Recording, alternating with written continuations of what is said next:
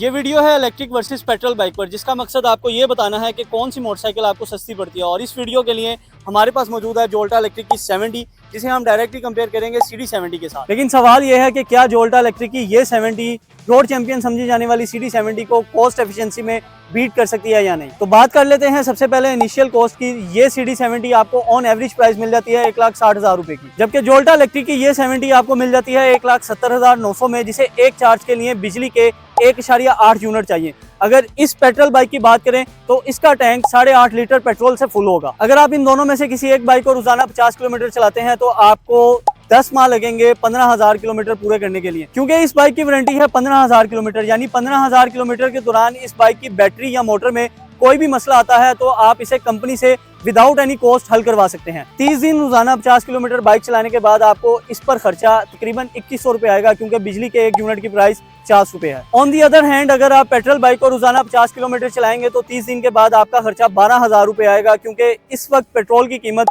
323 रुपए लीटर है। और अगर 70 की बात कीजिए तो ये आपको एवरेज 1 लीटर में 40 से 50 किलोमीटर देती है। क्योंकि 15,000 किलोमीटर पूरे करने में आपको 10 माह लगेंगे, तो अगर आप 10 माह को 2100 से ज़रब देंगे तो ये वाली बाइक आपको 21,000 की रनिंग कॉस्ट देगी। जबकि अगर पेट्रोल बाइक की बात करें तो 10 माह बाद ये पेट्रोल बाइक आपको 1,20,000 की रनिंग कॉस्ट दे चुकी होगी। और अब बात कर लेते हैं सेकेंडरी कॉस्ट की। तो पेट्रोल बाइक को हर 1000 किलोमीटर के बाद ऑयल चेंज और ट्यूनिंग की जरूरत होती है।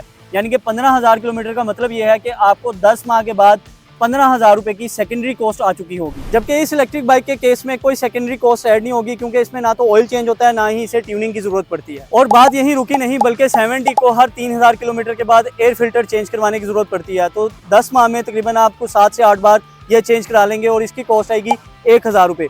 बट इन दिस केस यहाँ कोई एयर फिल्टर चेंज नहीं होता, तो इसलिए इसकी कोई कॉस्ट ऐड नहीं होगी। 15 से 20,000 किलोमीटर के बाद 70 का चैन गरारी सेट भी चेंज होता है, जिसकी कॉस्ट आती है 2500 से 3,000 रुपए।